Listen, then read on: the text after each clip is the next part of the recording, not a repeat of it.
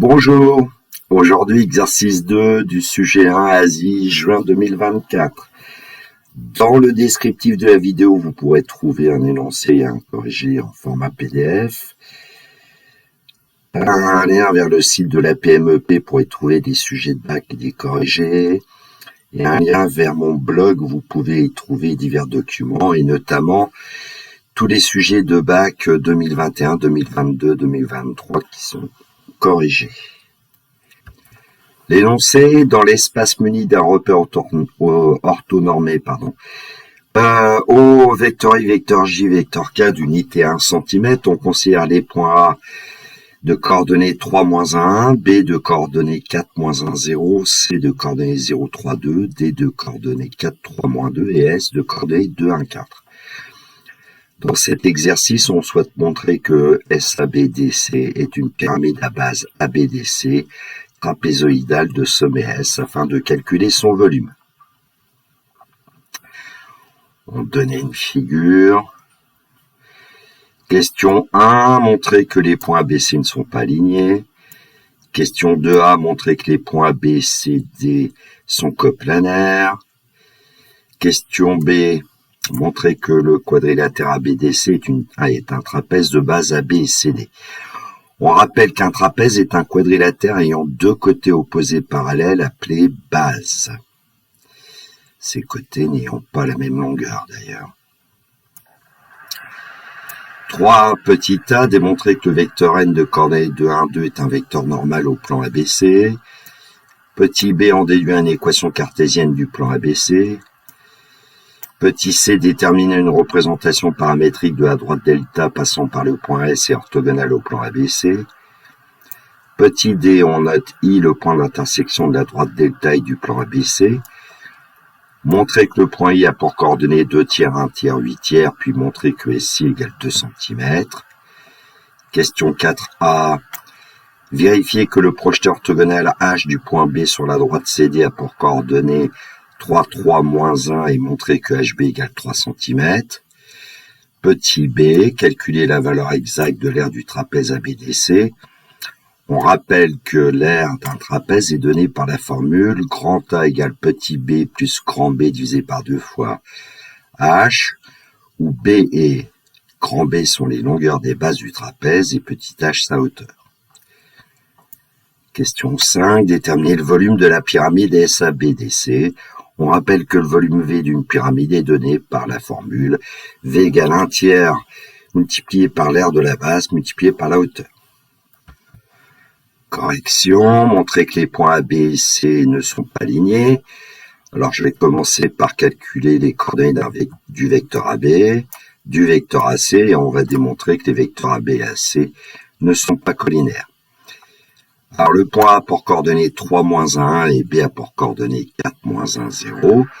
Pour trouver les coordonnées du vecteur AB, on va utiliser la formule de cours xb moins xa, yb moins yk, zb moins za, ce qui nous donne de manière numérique que le vecteur AB a pour coordonnées 4, -3, -1, -1, 0, -1. Et donc en calculant, le vecteur AB a pour coordonnées 1, 0, -1. Le point A pour coordonnées 3, -1 et le point C a pour coordonnées 0, 3, 2. Donc le vecteur AC a pour coordonnées 0, -3, 3, -1, 2, -1, ce qui nous donne que le vecteur AC a pour coordonnées -3, 4, 1. Alors je considère un tableau. Ici j'ai indiqué à la première ligne les coordonnées du vecteur AB. À la deuxième ligne, les coordonnées du vecteur AC. Et puis, on va regarder si ce tableau est un tableau de proportionnalité ou pas. Si ce tableau est un tableau de proportionnalité, alors les vecteurs sont collinaires. Sinon, ils ne sont pas collinaires. Alors, il suffit, par exemple, de regarder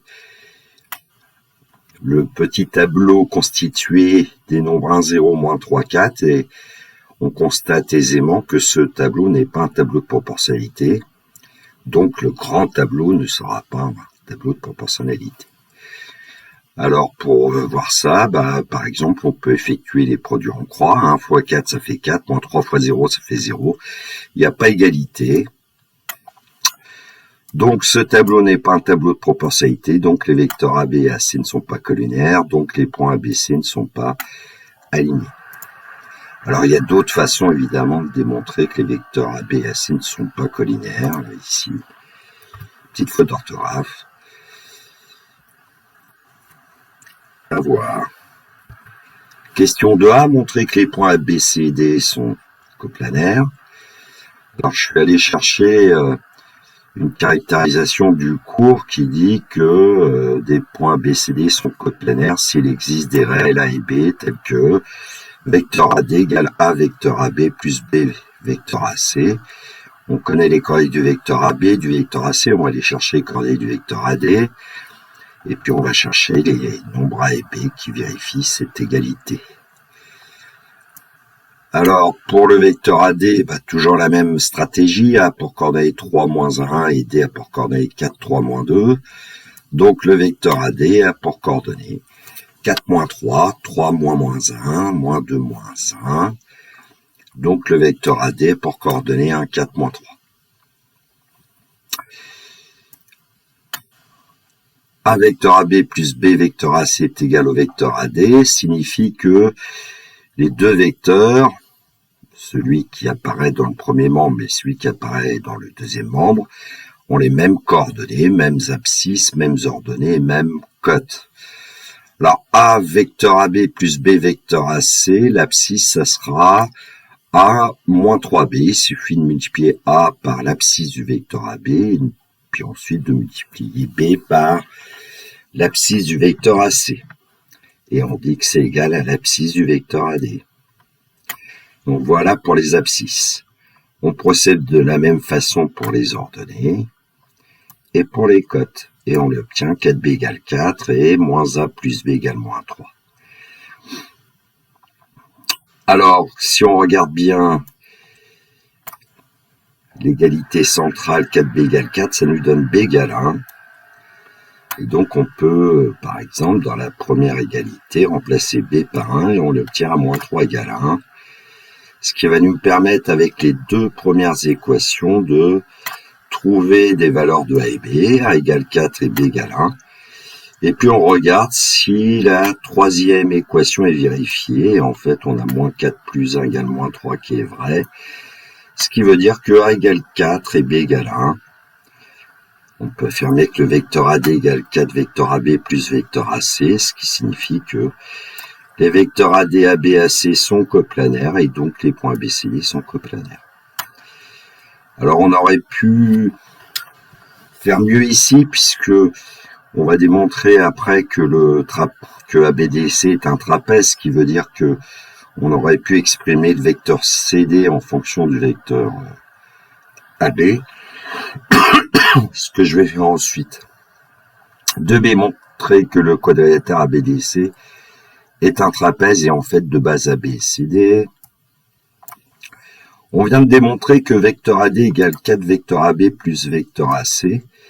Et donc ce que j'ai fait, c'est que le vecteur AC, je l'ai transposé dans le premier membre, ça devient le vecteur CA, parce qu'avec AD, ça va donner CA plus vecteur AD, c'est-à-dire vecteur CD.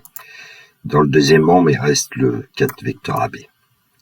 Donc en fait, le vecteur CD, c'est 4 fois le vecteur AB, ce qui montre bien que ABDC est un trapèze de base AB et DC. La droite CD est parallèle à la droite AB, et puis le segment CD a pour longueur 4 fois la longueur de AB. Voilà ce que m'a donné GeoGebra 3D quand j'ai réalisé une figure. Question 3. Démontrer que le vecteur n de coordonnées 2, 1, 2 est un vecteur normal au plan ABC.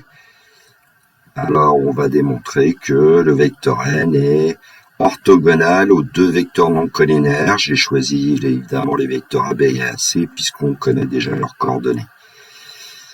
Alors on calcule le produit scalaire du vecteur n et du vecteur AB, produit des abscisses, plus produit des ordonnées, plus produit des cotes. On obtient 2 plus 0 moins 2, ce qui fait bien 0. Ça veut dire que le vecteur n est orthogonal au vecteur AB puisque leur produit scalaire est nul. On procède de la même façon avec le vecteur n et le vecteur AC. Le produit scalaire est égal au produit des abscisses plus produit des ordonnées plus produit des cotes. On obtient moins 6 plus 4 plus 2 qui donne 0. Le produit scalaire du vecteur n et du vecteur AC est égal à 0, donc le vecteur n est orthogonal au vecteur AC. Il suffit ensuite de rédiger. Le vecteur n est orthogonal aux deux vecteurs non collinéaires AB et AC, donc le vecteur n de coordonnées 2, 1, 2 ici est un vecteur normal au plan ABC. Question 3b, en déduire une équation cartésienne du plan ABC. Alors, souvent j'utilise une méthode, alors il y en a plusieurs, hein. Bon. Alors ici, je vais revenir peut-être à ce qui est la méthode basique. On va considérer le vecteur n et un vecteur m, où m, ça va être un point de coordonnées x, y, z qui appartient au plan ABC. Alors ce point m, il appartient au plan ABC, ça signifie que le vecteur n et le vecteur m sont orthogonaux. Petite coquille. Ce qui signifie que le vecteur n et le vecteur m ont un produit scalaire nul. On va utiliser la formule du produit scalaire, produit des abscisses plus produit des ordonnées plus produit des cotes égale 0. Alors ça nous donne 2 facteurs de x moins 3 plus 1 facteur de y plus 1 plus 2 facteurs de z moins 1 égale 0. On développe 2x moins 6 plus y plus 1 plus 2z moins 2 égale 0. On arrange pour avoir une forme classique, c'est-à-dire une forme du type ax plus by plus cz plus d égale 0 et on obtient 2x plus y plus 2z moins 7 égale 0. Voilà une équation cartésienne du plan ABC. Question 3c, déterminer une représentation paramétrique de la droite delta passant par le point S orthogonale au plan ABC. Alors, puisque la droite delta est orthogonale au plan ABC, ça veut dire que la droite delta pour vecteur directeur n, et elle passe par le point S de coordonnées 2, 1, 4. Alors, je suis allé rechercher le cours, je n'ai pas refait toute la démarche.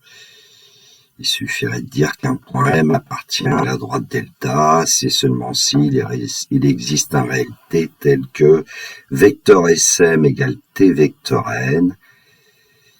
Ensuite, on passerait aux coordonnées.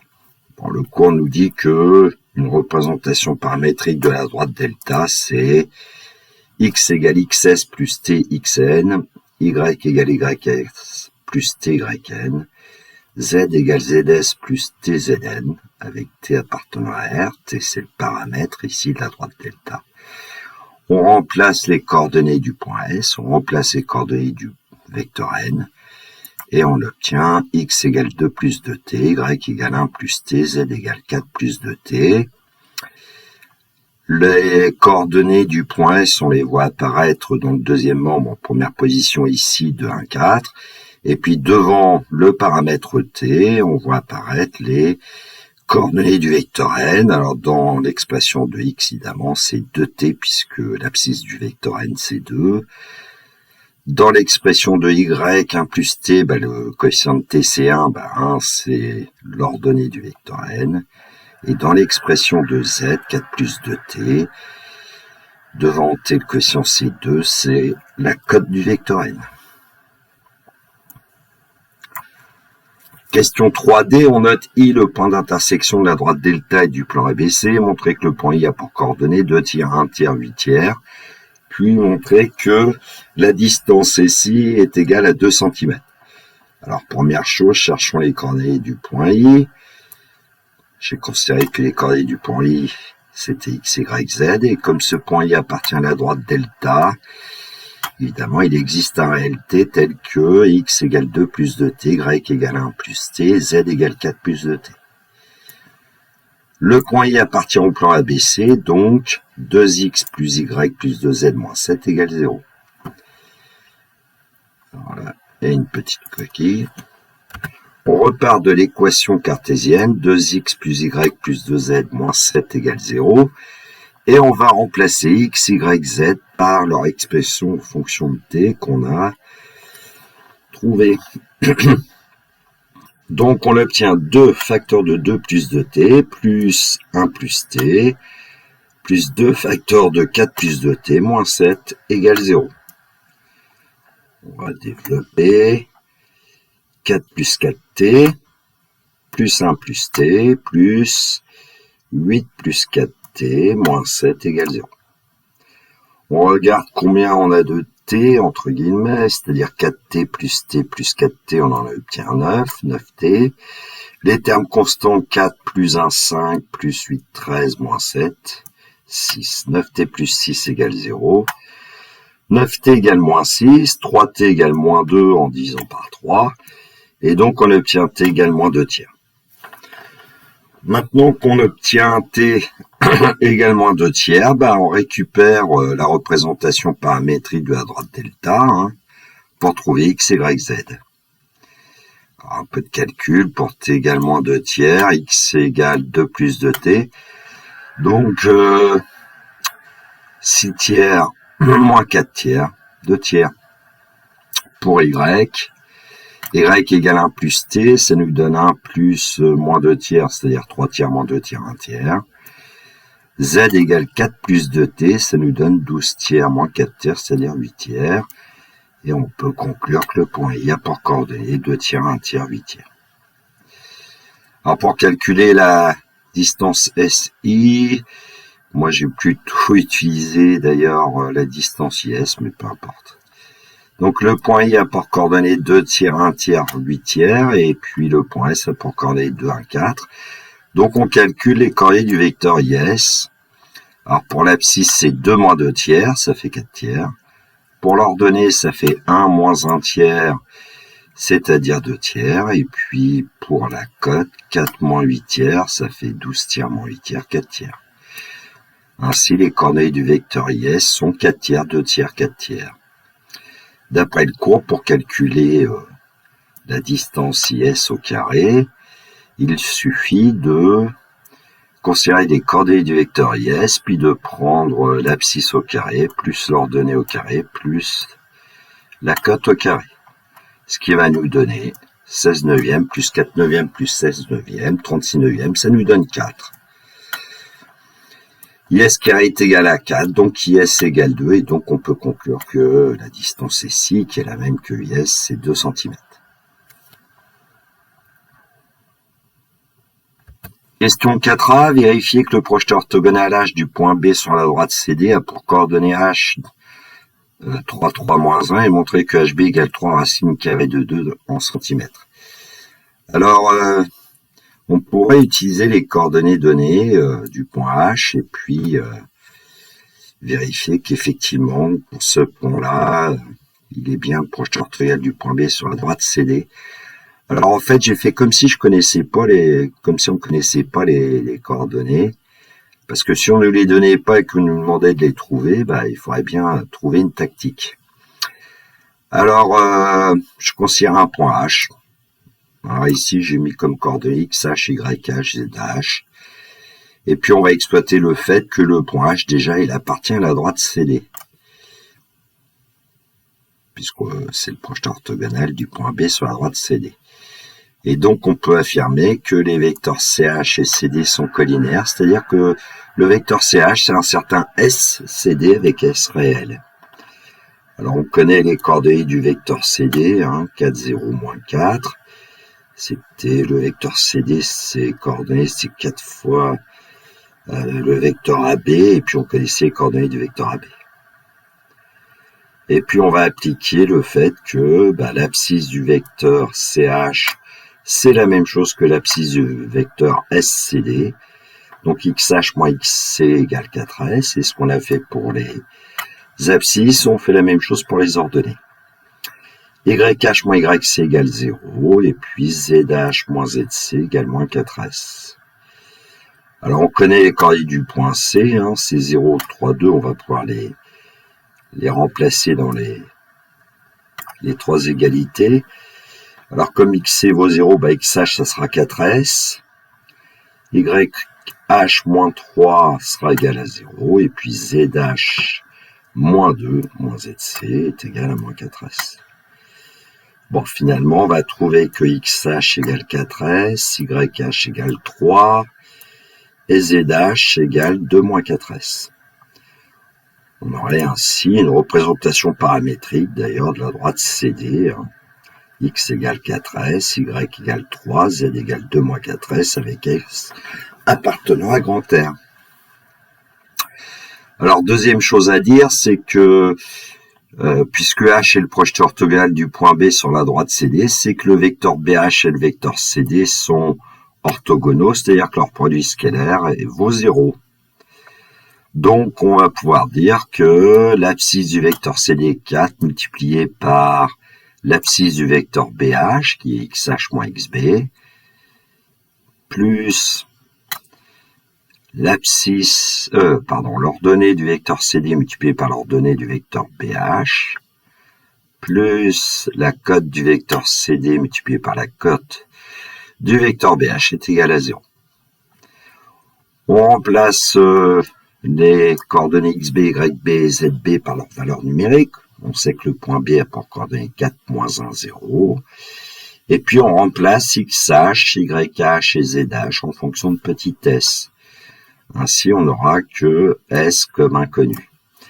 On obtient 4 facteurs de 4S.4 moins 4 facteurs de 2 moins 4S égale 0, puisque le terme central s'en va, il était nul. 4S.4 moins 2 plus 4S égale 0. 8S moins 6 égale 0, ça donne 8S égale 6. Donc S égale 6 divisé par 8, qui est aussi égal à 3 quarts. Et pour S égale 3 quarts, XH qui est égal à 4S vaut 3, YH vaut 3, il n'y a rien à faire, et ZH vaut moins 1, car ZH c'était 2 moins 4S, 2 moins 4 fois 3 quarts, 2 moins 3, ça donne moins 1. Et on obtient bien les coordonnées du point H, 3, 3, moins 1. Bon, c'est peut-être embêté entre guillemets, et c'est un petit peu long, mais au moins vous avez la démarche. Question 4b, calculer la valeur exacte de l'aire du trapèze ABDC. Alors, l'aire du trapèze ABDC, on nous rappelait que c'était petite base plus grande base divisé par 2 multiplié par hauteur. Alors, comme on divise par 2, je préfère écrire 2 fois l'aire de ABDC. Ça fait gagner un peu de place, c'est un peu plus agréable au niveau de l'écriture. Les bases, c'est AB et DC. Donc, on les ajoute et on multiplie par la hauteur BH, puisque H est le projeteur orthogonal de B sur la droite DC. Alors, on a besoin de la longueur AB. Le vecteur AB, on avait déjà vu que c'était 1, 0, moins 1. Donc, on va obtenir AB carré. 1 au carré plus 0 au carré plus moins 1 au carré. 1 plus 0 plus 1, 2. Donc, en fait, AB, c'est égal à racine carrée de 2. Comme le vecteur CD, c'est 4 fois le vecteur AB, on va obtenir que CD, en longueur, c'est 4 fois la longueur de AB. Donc CD, c'est 4 racines carrées de 2. Et puis BH, on connaît, c'est 3 racines carrées de 2.